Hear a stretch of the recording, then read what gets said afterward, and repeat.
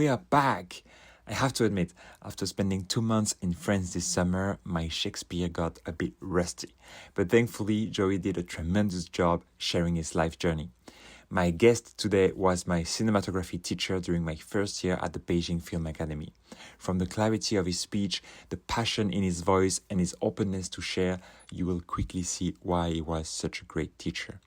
Joey is also a wonderful person and a very talented DP, so be sure to check out his work through the links in the description.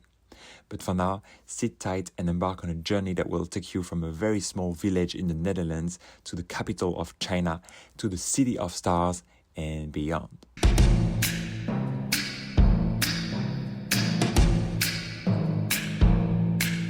Et surtout à cause de votre mauvais caractère. Oh, quel caractère. Quel caractère.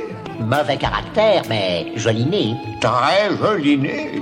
So Joey, first of all, thank you so much for making the time today. I know you're busy between, the Hollywood industry and your family life, so I really appreciate, to take a little minutes to catch up with you and know a bit more about your life and what drove you to, becoming a DP, what drove you to LA, to the Hollywood industry, your views on China, your views on the Chinese industry, like all that stuff. So we've got many topics that we can talk about today. But maybe we can first talk a little bit more about your childhood. I was curious also about your parents. You have an interesting name. You also have a Chinese name. You have a name that of course echoes to the cinema and movie industry. So could you maybe tell us a little bit more about where you grew up and also how you ended up in China at the end of your teens? Yeah, thank you for having me, Valentin. I'm very happy to be part of this. So yeah, to answer your question, I grew up in a tiny village in the south of the Netherlands, pretty close to Germany and Belgium. You could say kind of in the middle of nowhere, I guess. Definitely not, nowhere close the film industry or anything like that. But my mother is originally from China, and my father is from that region, and that's where I was born and grew up. Um, my last name, it's very Dutch, and like you said, it's the same as Paul Verhoeven, the famous Dutch film director. Um, Unfortunately, we're not related. I wish. I've gotten this question a lot when I'm here in Hollywood. People ask me, "Are you related?" I'm like, well, Verhoeven is a pretty common Dutch last name. So maybe we are relatives from very, very far away, but to my knowledge, yeah, it's just a common last name. So, anyways, so that's kind of like where I was born, and I grew up there. First 18 years of my life spent in this town, and but I was always kind of a dreamer.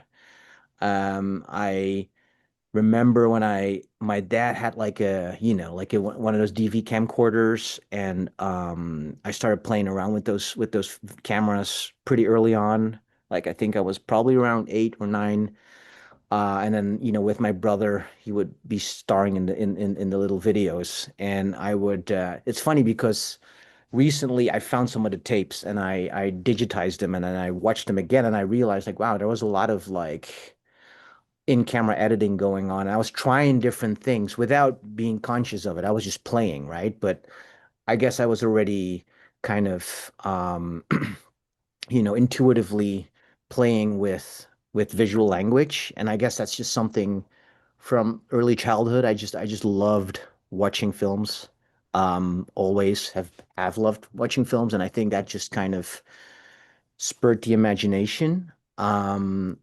So taking that to the creative act of making videos was kind of eye-opening for me, like the possibilities. And I think from a very young age, it started like that interest started. And I think when I was in high school, towards the end of high school, I already kind of knew that I wanted to study film.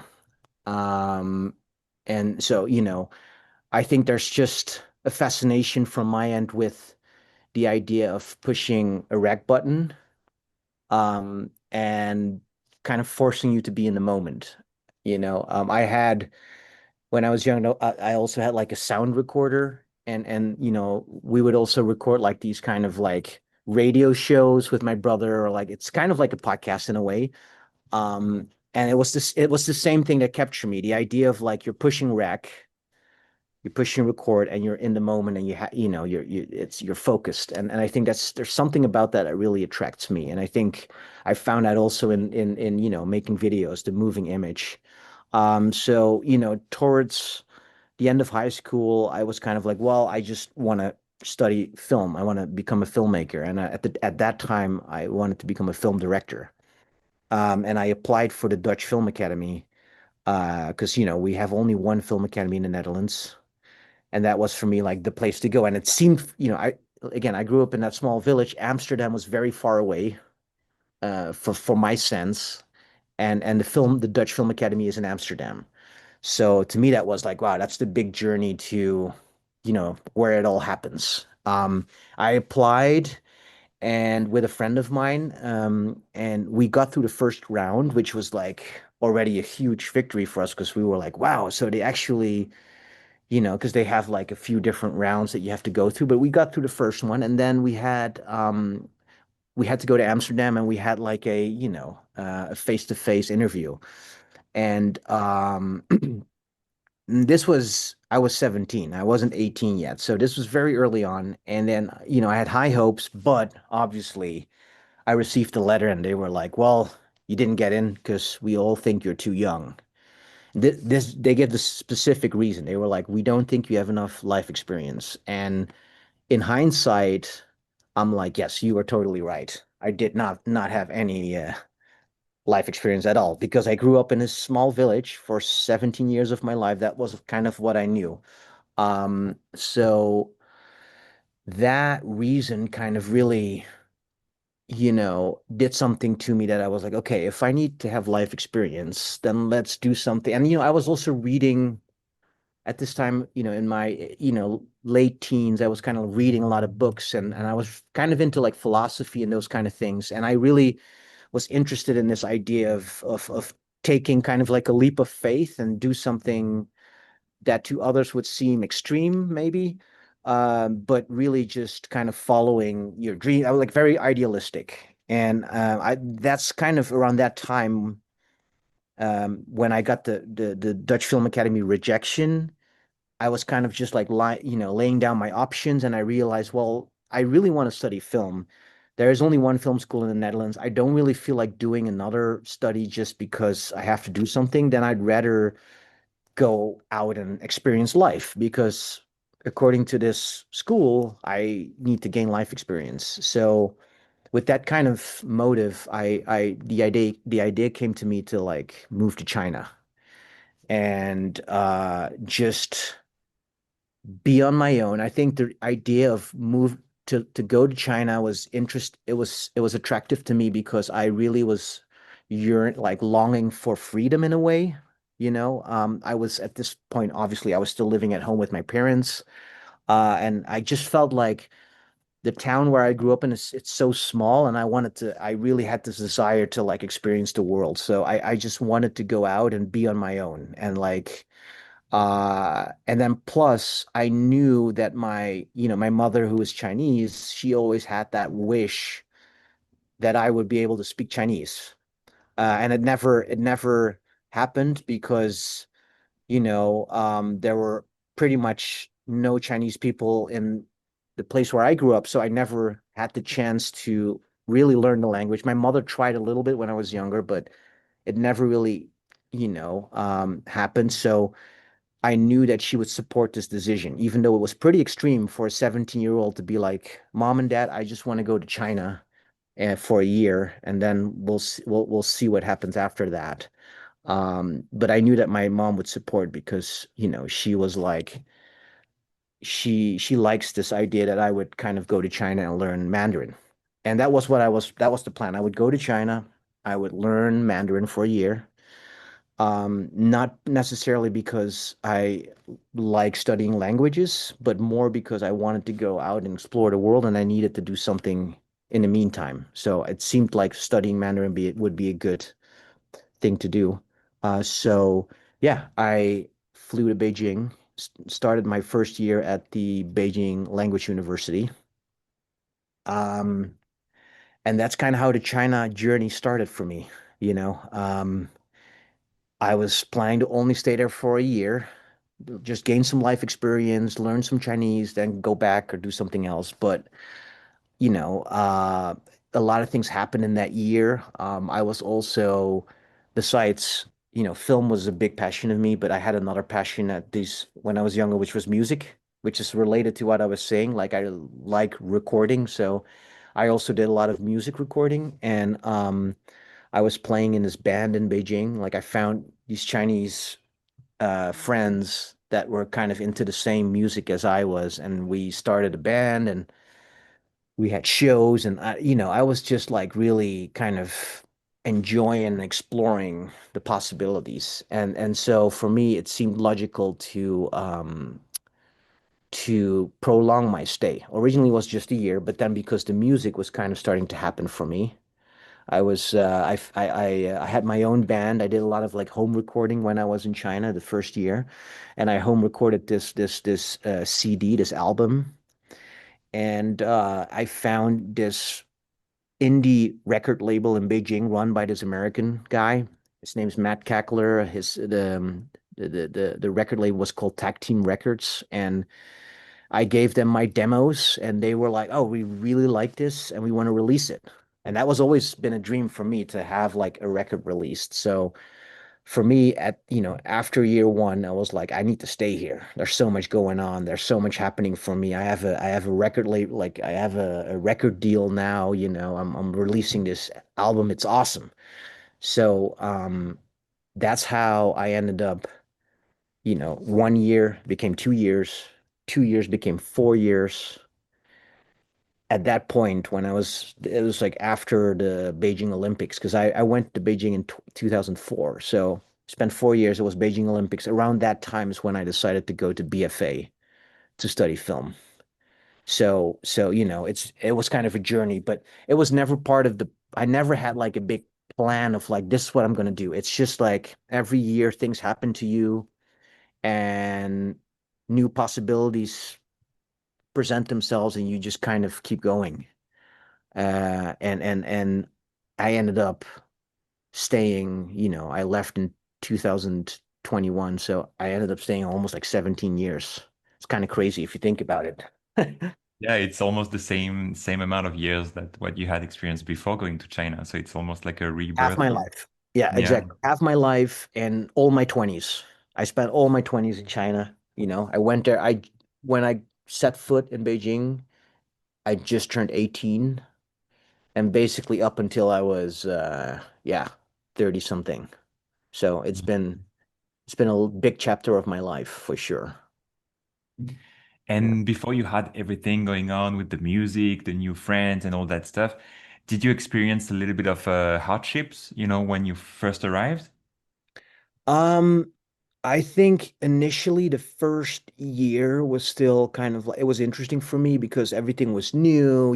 I had this roommate, he was from Japan. We became friends. I went during like the Chunjie, during the Chinese New Year. I went to Japan so there was like so many things happening, but I did miss home for sure because I was still by no means like mature and it was a big contrast, right? Growing up in a small town with like literally 5,000 people and like like this everyone knows each other and it's like very kind of like slow pace of life and all of a sudden you're in this metropolis, millions of people, there's a lot going on and being away from family, even though maybe in some way when I just left, I was trying to escape the family a little bit because I wanted that independence. But it was 180 degrees of a change. And I think I remember in my early years when I was in China, I would always really, really enjoy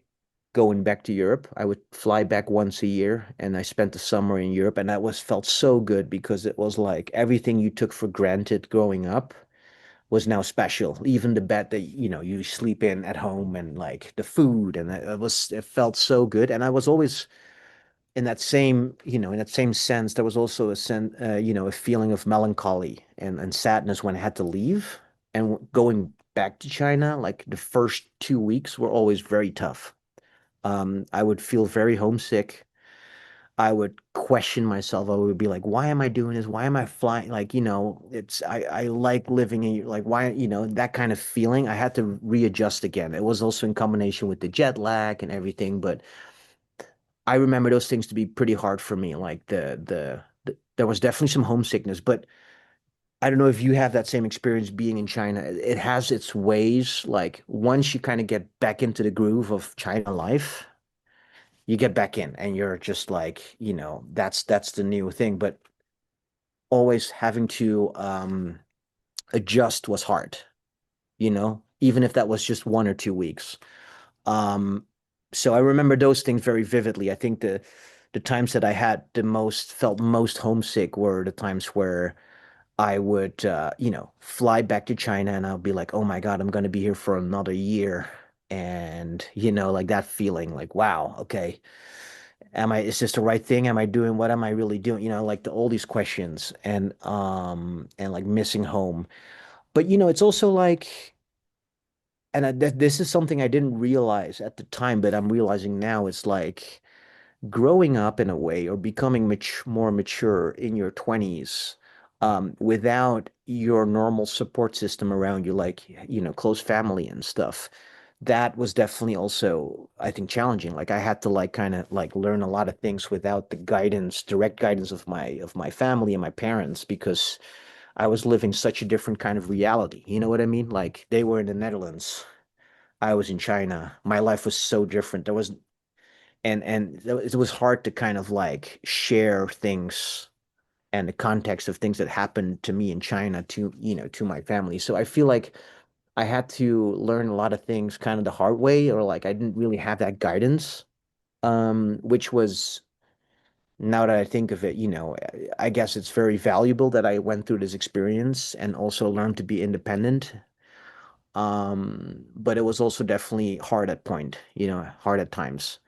But it's also, in a different way, it's like it's very empowering because, having been a foreigner for so long in a different country, and I'm sure you might feel the same because you live also in another different country now, but you do get the sense of like, I can pretty much live anywhere in the world. I can make it work, like I'm not as afraid to just make another move and live in another country and like I can do it. And I think that's something sometimes that I see with my peers, that I grew up with that kind of stayed in the same place. It kind of becomes like the older you get, the harder it becomes to, move or go somewhere else. Well, I feel like I can still live anywhere. And I think that's a very empowering feeling. Um, which I think is part of the experience of going abroad at such a young age and living abroad for so long. Yeah. Yeah, absolutely. Yes. And I'm curious to learn a bit more about your experience learning Mandarin, because the Yeah. way you describe it, it sounds like you very quickly you were able to connect with people and to have friends and speak the language. How much of it would you say have come from the learning at the school at the BLCU? And did you feel more comfortable with the lessons first, or were you able to communicate quickly with Chinese people?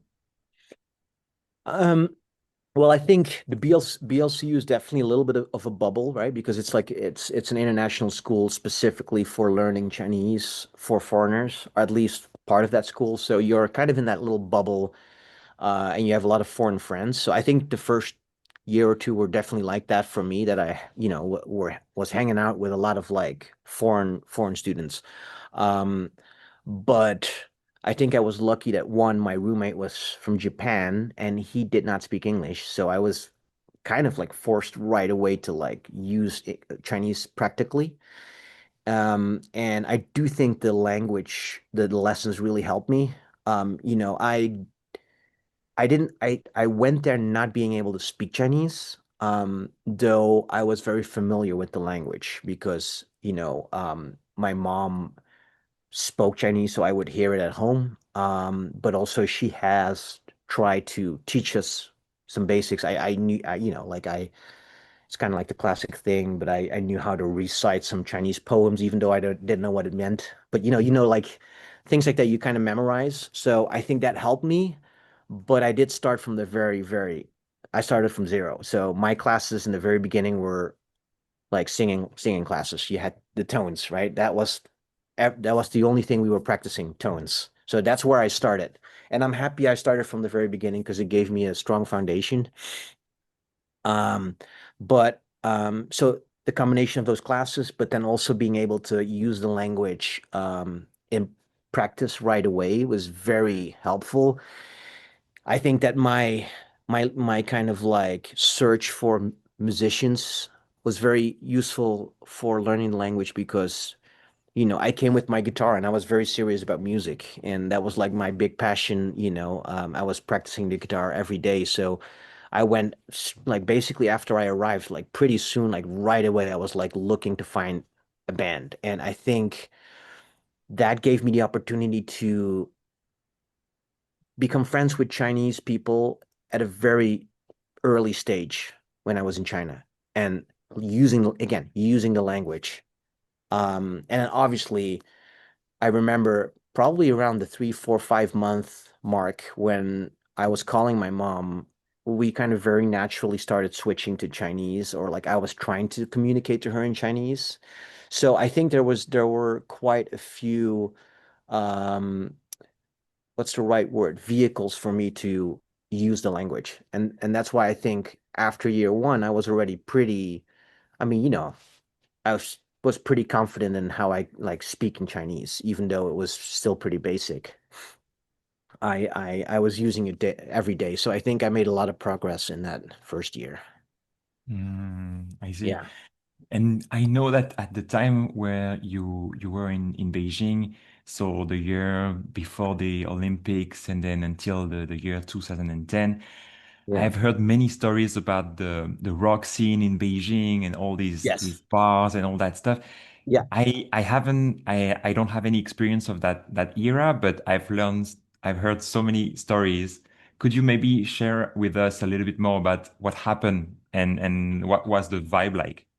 Yeah, it was an awesome and kind of crazy time. Yeah, I was very much in that scene. There were just a lot of bands. There was like good music.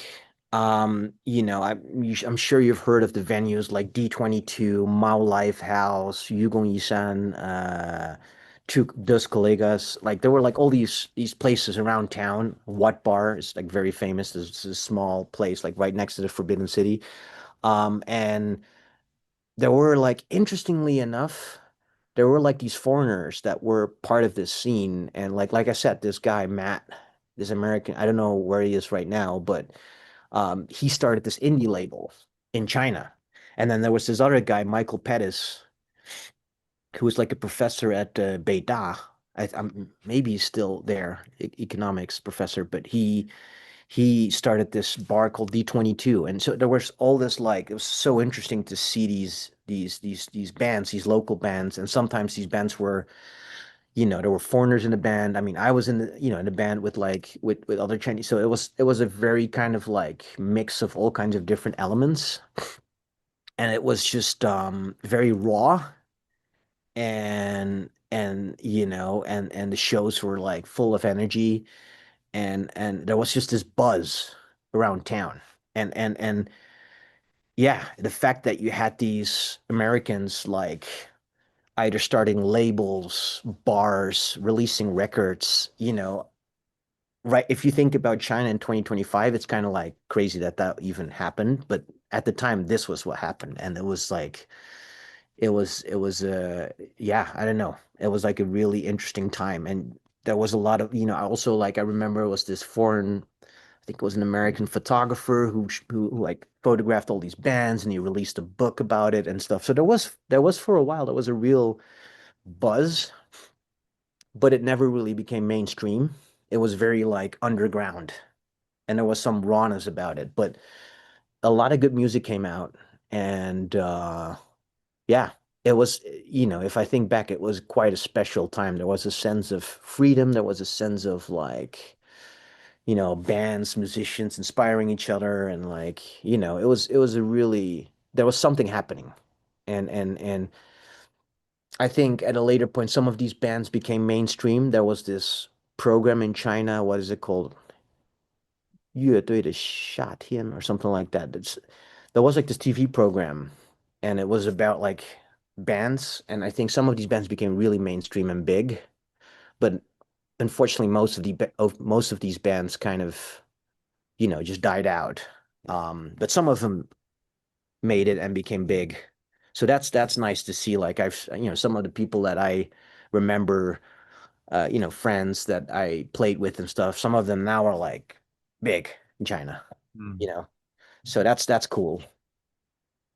And is there any particular moment that stands out from this like moment or your career as a guitarist being on scene? Um, I mean, I think for me personally, it probably has been like um the fact that I, got this record label and was able to release a CD. I know nowadays no one listens to CDs, but for me at the time growing up with CDs, that was like, wow. And like having my band and like doing like a record release party and like, with a show, and it was it was really interesting. It was just something, um a part of me that like remembers that was a very specific chapter in my life, I guess, where I have very like fond memories. I learned a lot as well, I learned that um it's good to keep both feet on the ground. I think I was too young. I was 18 when I got the record deal, and I had like interviews and stuff. And I mean, it's kind of funny because all of it was local, but I had interviews in like the Beijinger, and like that's what is it called? That's Beijing, or that magazine, all those magazines. And people like they would write like, oh, like he's a child prodigy, or and it kind of went into my head, because people made it like kind of they were hyping my band, and I think that wasn't healthy ultimately, because I think I kind of lost myself a little bit in that sense, lost my touch with reality. And that's also why 4 years later, I decided to study film, because the music thing just wasn't really working. Like I was releasing records, and that was always a dream, and I was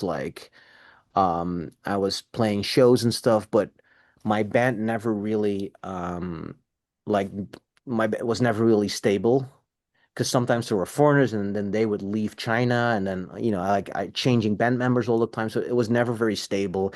Plus, I realized like ultimately this was very like underground and niche, and there was just no way I was going to make a living doing this. So I kind of, you know 4 years in, I was like, well, I think I need to study something real and like get a real job, like that kind of realization, which ultimately led me to film. But yeah, there's a lot of like memories I have from that time for sure. We even did like at one point we did a little tour through China, which was really cool. So there's a lot of like stories like that. Yeah, that's awesome. I've heard so many of these stories, and I feel like you were a big part of it. And just to talk about this transition to film, while preparing for this interview, I read online that you got this advice from one of your Chinese language teacher, which surprised me a lot because I was like, if it would have made more sense if it was, someone from BFA. So do you mind telling us a bit more about how this teacher came with this advice and how you ended up in the BFA? Right. So I was actually that teacher. She was the language teacher, but that was at BFA. So she was a BFA Mm. teacher. Yeah. So I did, I think my first year at BLCU, and then for my Mandarin studies, I kind of like hopped between different places. I did even like one year at like 师范大学, like the Beijing Normal University. So I went to like a few different schools to learn Mandarin. And then ultimately I was like, I was starting to gravitate towards the BFA, and I was studying Chinese at BFA, kind of like what you were doing too. And at that time, was already kind of like, okay, I want to study film directing. That's my thing. Like, I'm gonna like study film. I'm gonna really focus on this thing. I want to make this work. And then Zhang Laoshi was her name. She told me like, and she was a little younger, and she was also a film lover, I think. So that's probably why she was teaching at the Film Academy, my guess. But she kind of told me like, study cinematography instead, because you're not going to get a job studying directing. That's basically what she said. You might have a good time, during your studies, but after your studies, no one's going to hire you to make a film. But if you study cinematography and you learn the craft, you will be able to find jobs after that. And you can always make the move to directing from cinematography because you'll learn the visual language. And her example was like Zhang Yimou, right? One of the biggest film directors in China, studied cinematography when he was at BFA and then transitioned to directing. So that was kind of like, that was like the example. So she was like, you should study cinematography instead. And for me, I did not have a concept of cinematography at the time. I was someone that just had ideas, and I loved films, and but I was kind of up in the clouds. I didn't have my feet on the ground. Like, I wouldn't know how to pull it off in practice. I didn't have the technical knowledge. But I followed her advice, and I'm very happy I did. I think that is definitely one of the best decisions I've made. Yeah, I think one of the best decisions I made is going to China for sure, and then that second decision is studying cinematography instead of what I thought I wanted to do. Hmm. Yeah, And it must have been quite a change because from BLCU being surrounded with all these international students, now you yeah, are in a class with only Chinese students, right? yeah, yeah. Well, it's like, so at this point, when I started my undergrad at BFA in cinematography, I was already in China for like 5 years because this was 2009, and I arrived in China in 2004.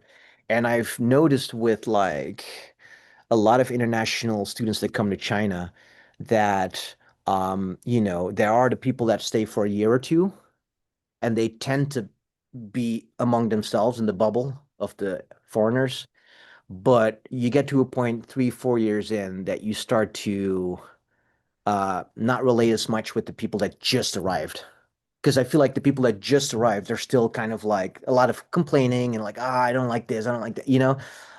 But so I was kind of at this point where I'm like, okay, it's been 4 or 5 years. I think it's good for me to like really go into Chinese society.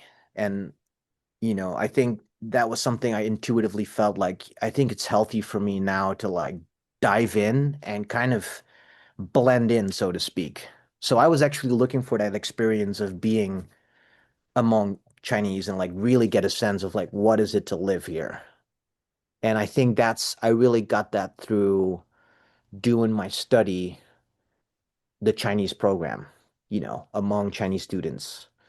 Um, So I was looking specifically for that. And I do think that really changed me and helped me to kind of let go of, you know, um, my like international background and kind of for a while blend in with everyone else and kind learn it that way. I think that was very educational for me too. And being on set, with your comrades and like being having to make short films and all this homework that you had to do, Yeah. did you find it difficult at the beginning to kind of like move on from your goals to make your own story to being maybe a bit more into technician aspect of it, or like let's say the technician slash artistic role? Did you find it tricky to just kind of like Yeah. move on from that? I think that first year of my studies was very hard in every aspect. First of all, when I tried to apply, they told me we don't take foreigners. like at the undergrad program, because apparently they said they had a few people that were, they call them like Jala Wai, like fake foreigners. Basically, they're like Chinese people, but they have like, I don't know, Canadian citizenship or something, and they would apply for these programs, get in very easily, because that was kind of like the thing. Like if you were a foreigner, you could get in easy, more easy, and then they wouldn't really do any effort to in once they're part of the study. So they didn't want they didn't want that anymore. So I kind of had to like advocate for myself to like for them to allow me to take the entrance exam. That was the first thing. And even that teacher like that that told me to apply for cinematography, she helped me talk to faculty and be like, give this guy a chance. So that was the first thing. It was very hard to get in. The second thing was like I was immediately obviously perceived as the foreigner. I was the only foreigner in my class, and the Chinese students were kind of like, "Who's that?" And you know how it is. I mean, you're always they see you right like you're the foreigner. So I had to kind of like double down and do my very best to become part of this community. Because you know how it is with filmmaking. If you're kind of like the outsider, it's all teamwork, and you don't want to be the outsider because you want to be part of the group, and you help others, and when it's your turn they help you, right? So that was a big challenge. I remember like my fellow students, they all lived in their dorms, and I couldn't be part of that because I was a foreigner. Or they would do their like chunshun, like the military training thing. I don't know if you had that too with the master's degrees, but in the beginning they have like the beginning of undergrad, all the students, they go on this military training. It's like a 2 week thing, and it's also a bonding experience for them. So when they come back, they're already like buddies and everyone knows each other. And I'm kind of still like, I don't know anyone. And then there's obviously the language barrier. I mean, yes, I had studied Chinese at that point, but I still wasn't like totally fluent as they were. So how was so there was like a lot of barriers for me to overcome to become part of the group instead of being like the what is it, not the black sheep, but the obvious, like the outsider. And I didn't want to be, so that was hard for me to um maneuver around those kind of like social dynamics. But then also, like I said, I went in with zero technical knowledge. I did not know what a shutter speed was, or aperture, or ISO light sensitivity. Like all these technical things were foreign to me.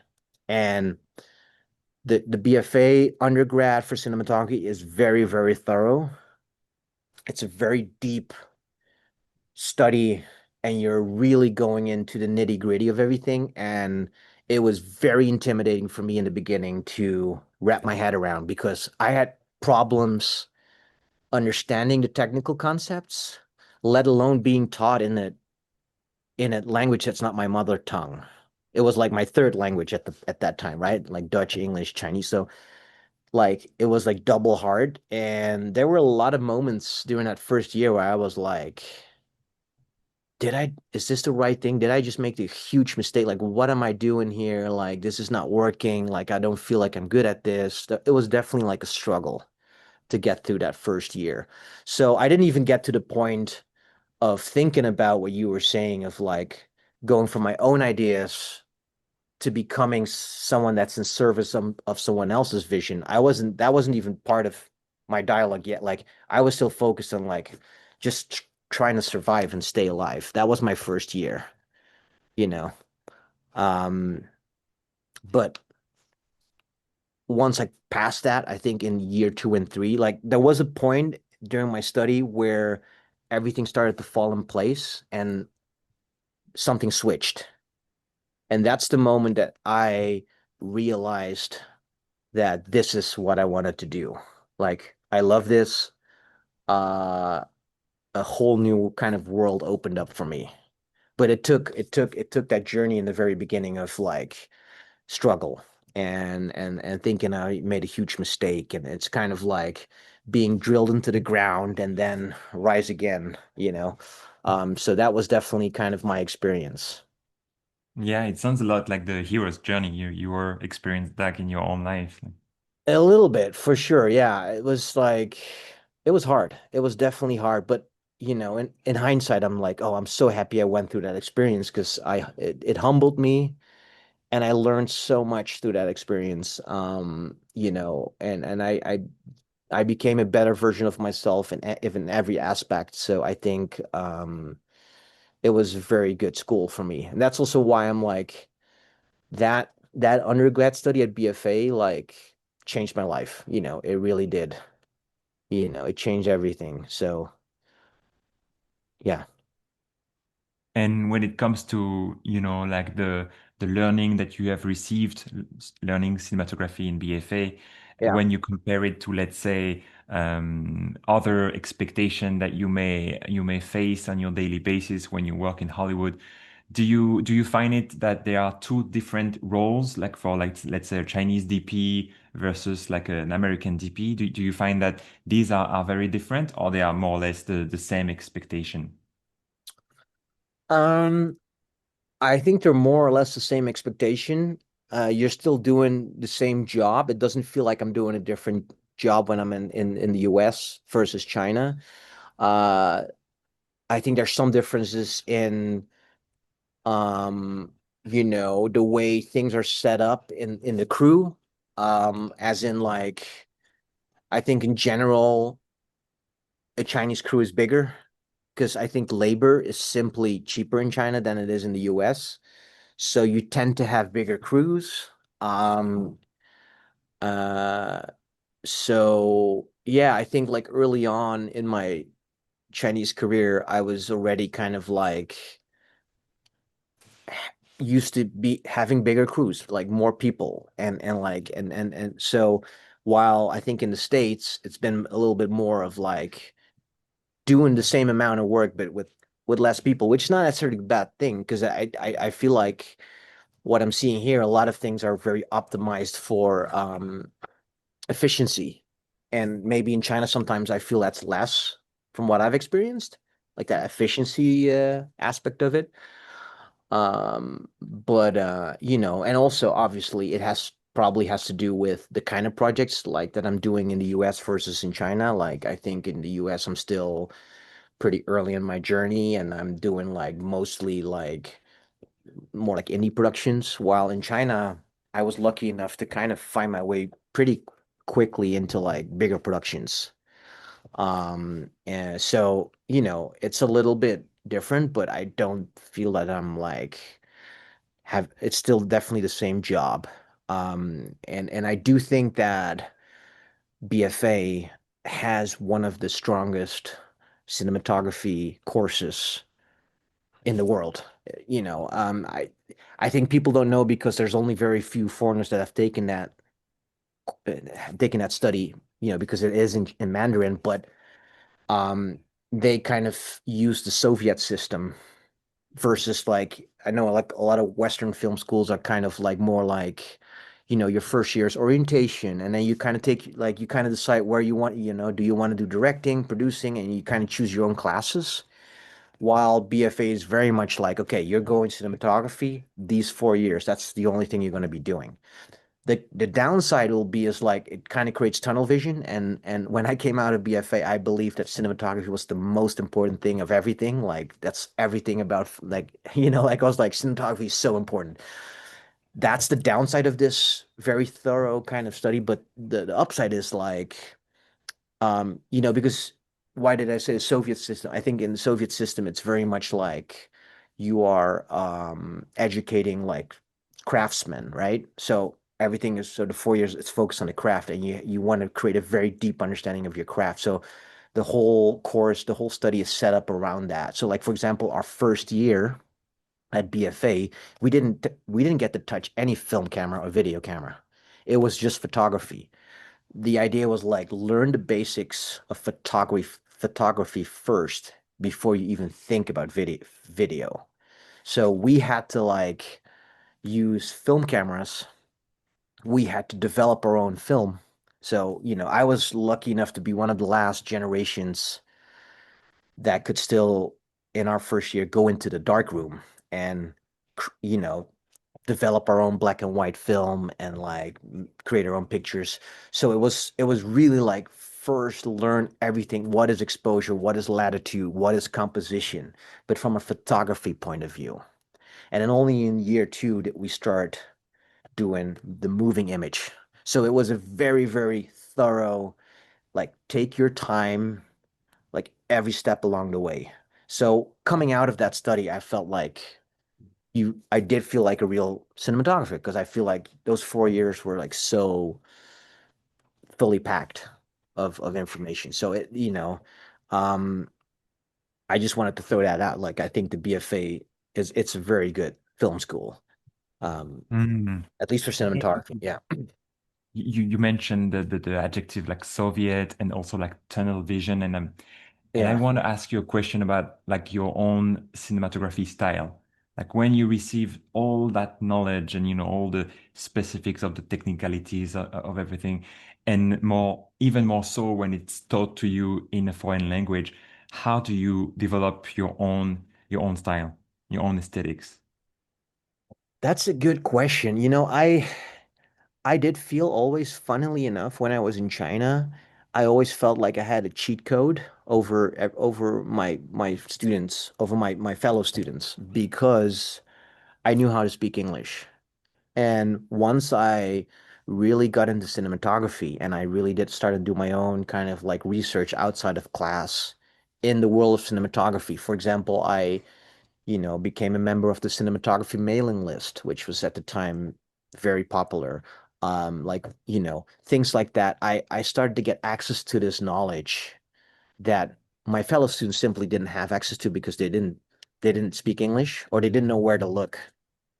Or the books that I was able to read directly in the original, English language. So I felt I had that advantage. And I think by the time I started my studies, I had already watched a lot of films. I've been lucky enough that from a young age, I would have always watched a lot of cinema films. I had a lot of friends that were into cinema, so I feel like my tastes were already developed when I started my technical studies, if that makes sense. So I think that was a pretty powerful combination. So I never really felt like I was necessarily looking for my own style or voice. I had a pretty strong intuition about what I liked, and I just followed that. I followed kind of like my taste in terms of what my eye liked. And I think that had to do with having a pretty thorough foundation in just like films and like so yeah, it was never really like a conscious process of like, oh, now I'm creating my own style. It was just like gathering the technical knowledge of how to do things. Like for example, like realizing, I really like how a long lens, like an 85 millimeter focal length lens, how that kind of like generates an image, for example. Like understanding that was the most powerful thing. I think my taste was already there. So I think it was just kind of after graduation was just a matter of like putting in the hours to get better. And to like just kind of keep that training going.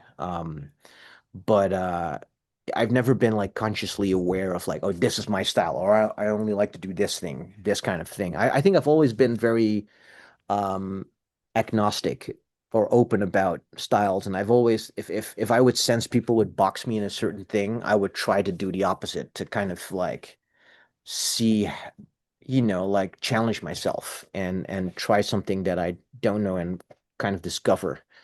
I think that's always been my approach in my journey as a DP, actually, to just always do something that I don't quite know and see what comes out. Taking that risk, taking that creative risk. And that almost happens with everything from project choice to camera to lens, like what kind of equipment I use. I always kind of look for to go outside my comfort zone, if that makes sense. It does, yes. I also saw that you worked for animation on the Nerja movie. Oh no, that's actually not. So the film that I did was it's called Sony Nerja. It's not so the Nerja film that you're talking about came out a few years ago, right? Or like Hmm. recent. Yeah. The one that I did is called Sony Nerja. It's not an animation. Oh, I It's see. like a feature. But it's like it came out in 2015 15, I think. It was my first feature coming out of film school, out of BFA. Mm. Um, so yeah, it's there are some thematic links, but it's a totally different thing. Totally different kind of film. But it's a very important film in my career because it was my first feature. That was like another huge milestone coming, because I remember I graduated in 2013 and I just had these 4 years of like my head explode and be like, wow, this whole new world opens up to me. Cinematography, okay. But then there's the uncertainty of like, okay, where am I gonna stay? Am I gonna stay in China? Am I gonna go somewhere else? You know, and that I guess that was the beginning of the next chapter, which is my work life in China, right after my study life. And I think I was pretty lucky to so my thesis film got an award at the Cinerind Awards. I don't know if you remember that every year at the BFA they had Cinerind Awards, and I think that led to me getting this job, which was my first feature film, quite soon after graduating, which is, you know, I'm very, that's not a given at all. I'm very grateful for that opportunity. And it was a great project. And yeah, that happened like a few months after graduating. And I think that was for me to sign like, okay, I think I need to stay in China for a while because this thing, the ball starts rolling. And I really put in everything that I had at the time, that I had to offer at the time in this film, because it was a huge deal for me. It was like, okay, wow, this is kind of like my name card, I guess. Like my first feature film, it's gonna play in theaters. So I really have to make this one work because in a way, like my career depends on it, right? So luckily that film did well, creatively speaking.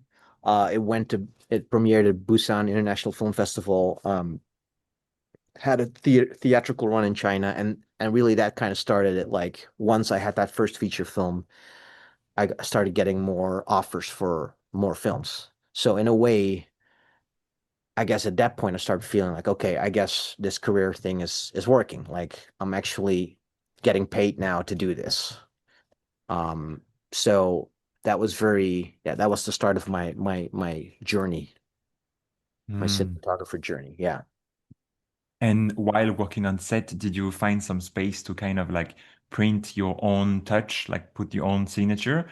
Yeah, I think one of the reasons why that film,哪吒, is such an amazing first feature film, and this has something to do also with the times. I think around 20, so the film we shot in 2014, there was something about that time in China where there was just a lot of money in the film industry. It was kind of booming, and independent films were being made, and they had decent budgets.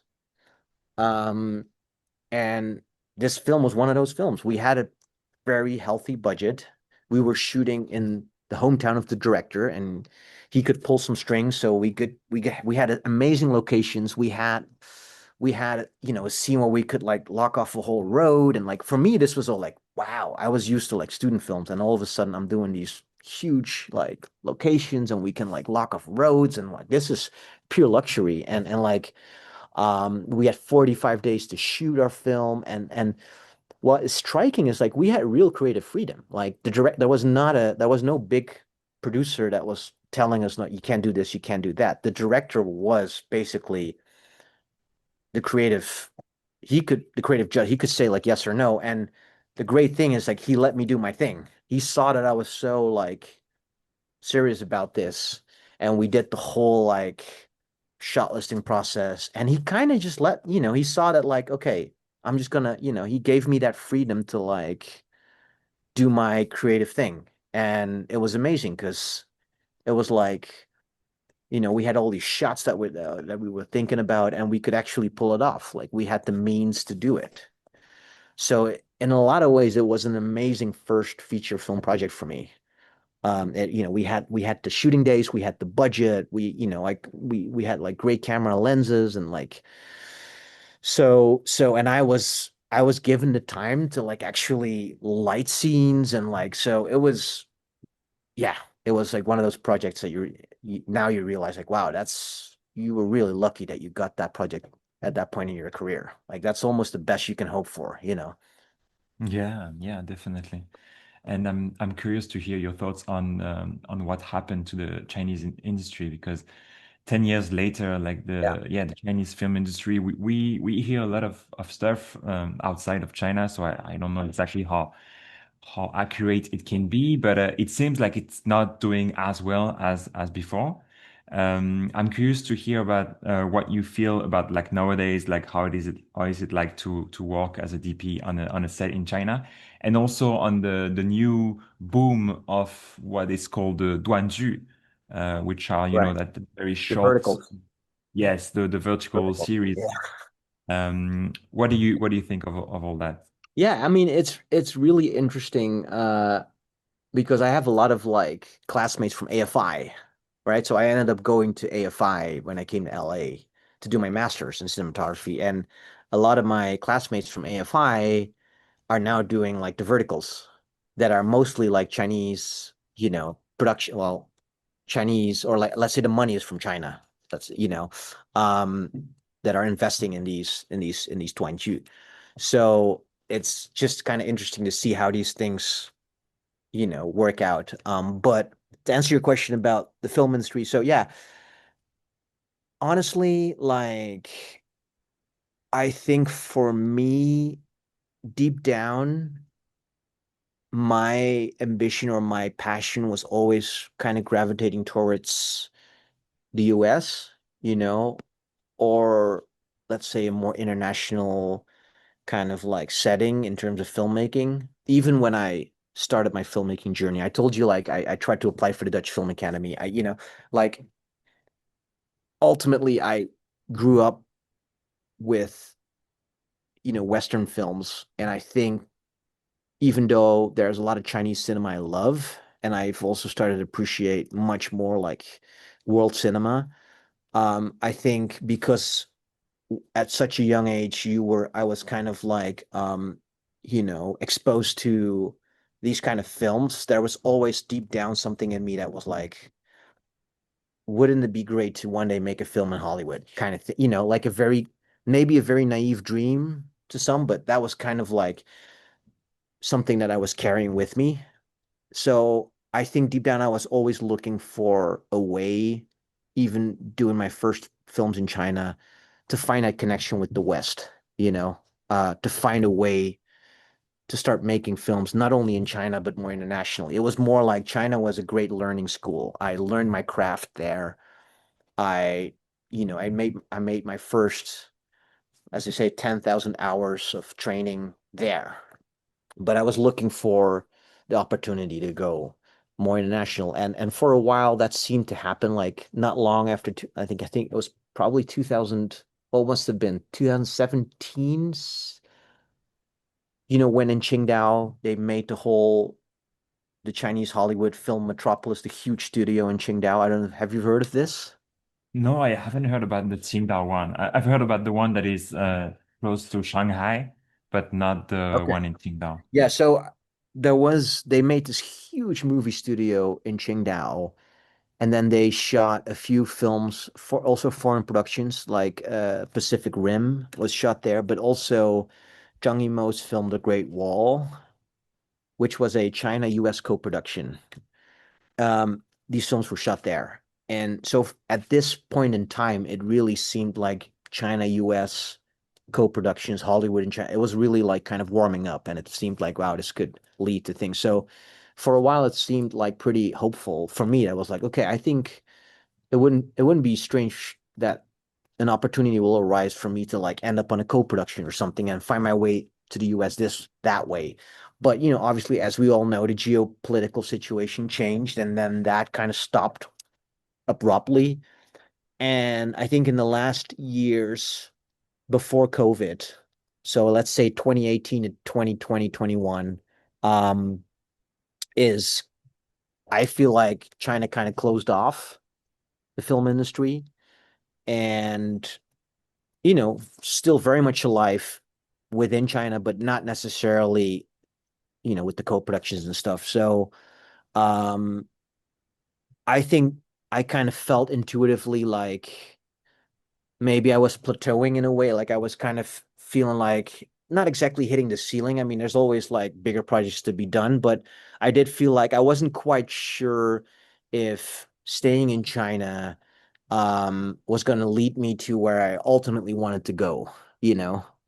And I think COVID gave me that time to reflect and realize that. I didn't even realize it until COVID. That was like, wait, maybe I should change my path because being in China, yes, I can make a living being a DP and I can do, I was shooting a lot of commercials and, like I can do all those things, but is it really going to lead me to this creatively fulfilling, you know, where I want to be? And truth to be said, like the political landscape did change and certain projects just didn't quite get made anymore, or it was very hard for those kind of films to find financing. Like the film that my first feature film, like that kind of film, I just don't really think there was much room in China for those kind of films to be still made. There was just no budget for them. So I think all those elements came together and led me to make the decision to find another way,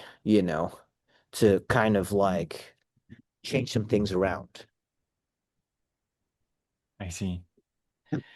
Before we wrap up this interview, I would love to ask you one final question about the recommendation that you may have. It can be Chinese movies, it can be other movies, also like DOPs that you admire, a few movies that really shaped you and that really left some strong mark while studying or after or more recently. That's a good question. Who? Um, I mean, there's always so much that I like. So it's very hard to like make a selection. Um, I do really like it when you're saying like DPs. I see, so, because I am into like different DPs. I think a DP that was definitely a big influence on me is Harris Savides. I really like his work. I also really like Robbie Mueller, is a Dutch DP. I really like his work too because they work with very naturalistic way. They make things look cinematic, but not like overly theatrical, which I like. I think that's as I've kind of continued in my journey, I think that's something that I gravitate towards, like that kind of style. I think in terms of like filmmakers that have really been, impactful on my, creative journey, I think Terrence Malick definitely plays a role in there. Like his films are an inspiration that I think have also shaped me in my kind of voice, like the cinematography or like the visual language. I think in terms of like Chinese films that have really like impacted me, um I think Farewell My Concubine is a classic that, and I saw that early enough before I even knew I wanted to be a DP that it kind of really left an impression on me, that world. Um Also like Hou Xiaoxian's films. Like I think some of the like more slow cinema films I really enjoy watching. Um so these are a few things that I really like. I think I really you know gravitate towards a certain natural cinematic poetic kind of sense in images. Um so yeah, those are definitely some influences for me. Thank you so much, Dory. It was awesome to speak with you today and get to know more about you.